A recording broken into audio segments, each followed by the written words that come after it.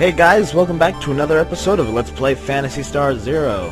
Okay, now last time we left off, we had just gone through, well, a lot of dialogue and, well, some cheesy little screenshots of Kai and, Dairon fighting the guard robots. Yeah, they were really intense images. But anyways, now we're heading off into the first batch of I think they're the ruins, right? Yeah, the ruins, the Mikado ruins. And of course, you know, I'm sure we'll have a little bit of dialogue coming in. Oh no, actually, this stage isn't that bad. I thought the boss part is a little annoying, but I don't think it's not that bad. This is the path to the celestial pillar? It's true. I feel as if we're headed in the opposite direction. We're on target. This is the spot they once called the path to the Gate of Light. I verified the coordinates. It seems illogical, but this is our only lead. We'll have to trust it and push onward blind. You're right. There's no sense in wasting time overthinking it. Acting's always worked the best for me. Acting's always worked... Oh, okay, acting mistake. Still, the celestial pillar. It's been a while. Wait, does that mean you've been there before, Kai? Nope, never been there. I just know of a group of cocky kid hunters who tried to go there once. Really? Is that a human fable or something? My throat. I can't get, like, the sort of voice I do for Outright. No, definitely not a fable. And I'm afraid it's not the kind of story that I'd make for an interesting read. I don't know about that. I'm interested. Would you mind telling me about it? Okay, but we should keep moving. Let's cover a little more ground first. Okay, pop my fingers. I probably should level up a bit before we get to the boss, though. Well, I might actually... Oh, God, I hate these things. The wood moles are annoying.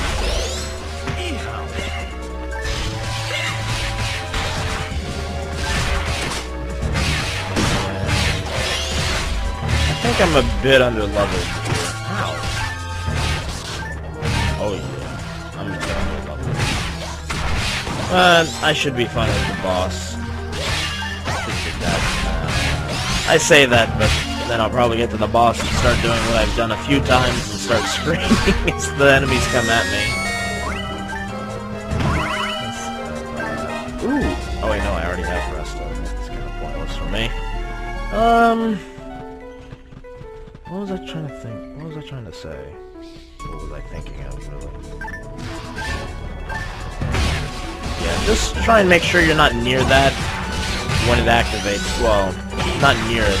I should just say behind it when it activates again. I mean, your AI it doesn't really matter. All you have to do is...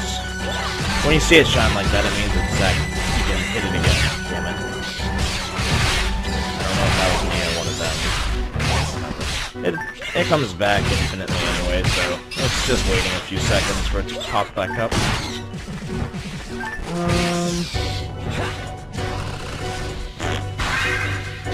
Of course, they keep wasting it. These guys keep hitting it. Oh, man. Oh, yeah. I'll probably have my... Well, I don't know about having my laptop set back up again because of the charger. If I can actually get everything for my HD PVR set up on my desktop... I'm gonna start streaming videos on the weekend, so I was planning on doing my laptop, but freaking just a basic charger for laptop, cheapest is about $40. I mean, for my laptop. It's stupid how much a charger costs. Damn it, Ogie. H.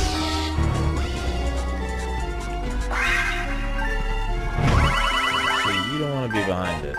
And you don't want to leave Ogie behind them, because Ogie will knock it off a lot. Should I go? I might as well. I don't know if I'll need them. Come on, pick it up. I have no idea where I need to go, but we'll just wander around until we find out where we need to go.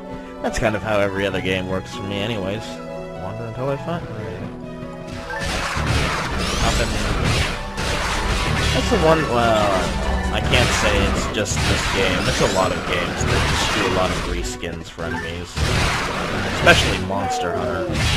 Monster Hunter's fun.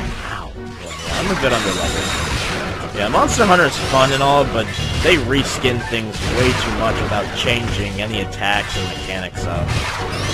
I mean, people like complain about that with God Eater, but they at least really change up the designs on the Origamis and... Oh.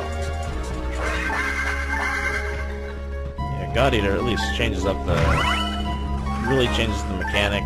They don't really change the mechanics up too much either, but design-wise and everything else, they really change it.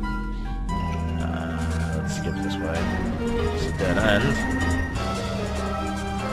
Ow! Damn, I keep forgetting you're there. I keep forgetting I've only gone by you once. Is this the right way? No, it's another dead end. Okay. It's experience, but I don't really want it. Well, I want it, just not while recording. Let's see, where to go, where to go, where to go. One thing I love about Newman's, how quickly your TP, your PP in this game goes up when you're standing still. Stupid thing is, I know every time I say PP, I'm sure there's someone sitting behind their monitor laughing at that.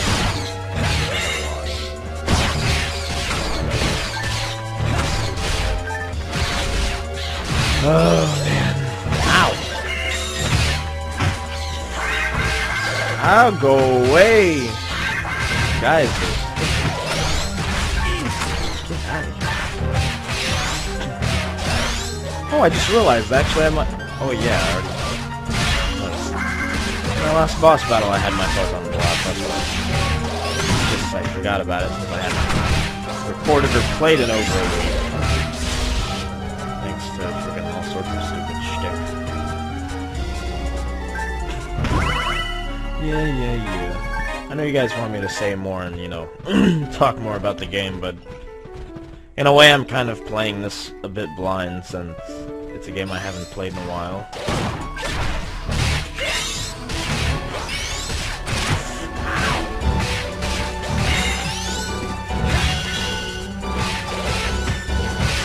The only thing I hate about this, well, it's not this game, it's the ones with the moles. They pretty much, every other attack they kind of get stunned from, but other than that they'll attack most of your moves.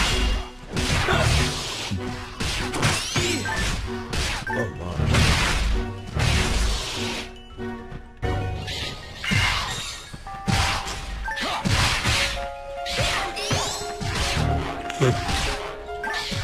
Yeah, wow. I think we're probably near, or a little past halfway through the story for this game, actually. I'm not sure, it's been a while, so... I mean, mission-wise, if I was going to record every mission, we're nowhere near done. But, you know... Just actual story-wise, it's not that long. And again, most Phantasy Star games through Sega, well, every Phantasy Star game is through Sega. Because every Phantasy Star game has a pretty short-lived story. And if we're talking about Phantasy Star Online series, it's more like doing specific missions to get any kind of story out, other than, you know, run through all of Raggle to find messages from Rico, and I think in episode 2 it's Floen. That or it's still Rico in episode 2 that you're getting the messages from. Let's see. Got the keys. Unless this is another dead end. Oh, it's the right way for once. Okay, Kai. We've come a good ways. How about telling us that story now? Story? Wait, what? The story of the hunters who set out for the Celestial Pillar. You mentioned it before. I'd thought deterioration in human memory didn't begin until a more advanced age, but allow me to ask, are you alright, Kai? Mentally, I mean. Pretending to be worried doesn't give you a license to be sarcastic. And I didn't forget. I guess I just kind of spaced out. And I told you, it's nothing that great, so you two can put away the expectant puppy dog eyes, okay? Hey, throw me a bone already. Fine. But I'm giving you the short version. That's fine. So there was this city with a young, up-and-coming hunter. I'd say, around you and Baroque's age. Now, he was good. He'd take care of quests solo that gave the older hunters trouble in packs. A real ace. Well, it wasn't long before he got to thinking he could do anything. Strong or not, he was still just a dumb kid. He got a group of kids together, and they ran around going on and on about solving the world's mysteries. Well, what's obvious mystery number one? The Celestial Pillar. So they set out with no idea of how far it was. Of course, all the adults were against it. Lots of folks had tried to reach the pillar, but none had ever come back. Well, any fool could have told you that the grown-ups forbidding it would backfire. Call it reverse psychology. So they up and ran off one night, with no more than their youth and the stupid confidence it gave them. At first, the going was smooth. They were all skilled hunters. Hostiles went down with no problem. But as the days went on, as the months crept by, they started dropping off one by one. Know why? It was the air. Invisible toxins in the polluted air, paired with exhaustion, made for a lethal combination. That's when they realized it. This was why nobody ever came back. This is what gets everyone in the end. But it was already too late. They had lost track of the way to the city. All they could do was keep moving on. Well, their numbers kept dropping until finally there was just one kid left. The boy who had thought this all up. It didn't take a genius to see how stupid he had been, how much suffering he had caused his friends and family. But he couldn't stop now. He couldn't turn back. All he could do was keep walking towards the Celestial Pillar. And that's the story. Wait, that's it? How does it end? Did he ever make it back? Don't tell me he... No, he didn't die. Seems he just so happened to have a naturally high resistance to the pollution. He kept on walking and walking, long past the point where he knew why he was still walking. And the world's a big place and humans are a tough little species. He eventually ran smack into a city he had never heard of before, and wound up settling down there. And give me 1 second, there's going to be a bit of a little skip. Okay, I'm back. Sorry about that. I heard something moving around out in the living room as my puppy had my cup. One of my good cups, I didn't want her destroying it. He forgot all about unraveling the world's mysteries and actually listened to the older hunter's advice. He grew up and decided to take it easy. What? You see? You look so you look so disappointed. You can't say I didn't warn you it was gonna be a lame story. This isn't one of those fairy tales you like so much. It's the story of a dumb kid who thought it was special. Sorry you asked, now. What? No, of course not. Even if it wasn't a big romantic adventure, it has a good lesson. So is that hunter still alive today? Who can say? I guess you could hunt around the city for him when we get back. You just might bump into him. Yeah, maybe I will. Thanks, Kai. It was a good story. No biggie. Say, Kai, Sarsa didn't seem to pick up on it, but the way that you told that story, you must be talking about your Some things are best... Jeez, my nose is kind of stuffed up and it's hard to read everything without, like, slurring to breathe. Some things are best left unsaid, Ogi. If Sarasa didn't pick up on something, then that's how we should leave it. I see. If that's what you'd like, I can respect that. I apologize. I shouldn't have said anything. No, I'm the one who should apologize. That story gets more boring with every telling. Now let's pick up the pace. Okay, we get a little bit of healing, and, well, I'm just gonna end the episode off here for now, since, you know... Okay, I didn't even walk far enough to touch it, but I guess I did. Sarasa, may I ask you a question? Sure, what is it? Were there any casts in your city? No, I'm sorry. We were taught about you in books, but I'd never seen one before I came here. I see. If there were, I'd hope they might provide a clue to our lost memories. What? When I met my first cast? Well, sure I was surprised. Humans and Newmans look pretty similar, but casts are totally different. I just tried not to be too obvious about it because I didn't want to arouse any suspicion. Do all Newmans think humans are a lesser race? Sorry, that sounded harsher than I meant it. I'm not attacking you, I'm just curious about meeting Reeve. I'm afraid it's probably true. We've always been taught to think that. The first thing we learn in school is the cause of what you call the Great Blank, the atrocities of the humans. The wars they started, which chased the Newmans off of the planet. The way they forced the casts into stasis. God, my throat. And then how they destroyed the environment and turned the surface into a wasteland. That's what we're told anyway. Ooh.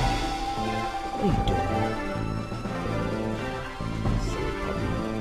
I guess I can see how you'd think we're a pack of idiots if that's what you're raised to believe. And it's not like I know for a fact that all of that isn't true. We were taught that until 100 or so years ago, our forefathers lived underground to avoid the pollution. I can't imagine they'd have destroyed their own world, but who knows? I guess stranger things have happened. It's true. No one can really say for sure. Nobody's left who was alive back then. Still, with that said, I don't think that everything I learned on the moon is true anymore. At least, I know it's not true what they say about you all. Overthinking the matter is unlikely to yield any new conclusions. The data simply isn't there. Exactly. So we just need to go up and have a little chat with Mother Trinity. That should clear everything up. Now come on! I'm sure everybody back at the city is working their tails off right about now. We should press on.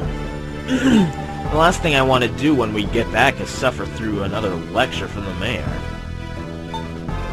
Okay. And now we'll end this episode off. Okay, and hopefully okay, let's stop this real quick. Okay, yeah, I'll see you guys tomorrow so I can save this and not have any more normal attacking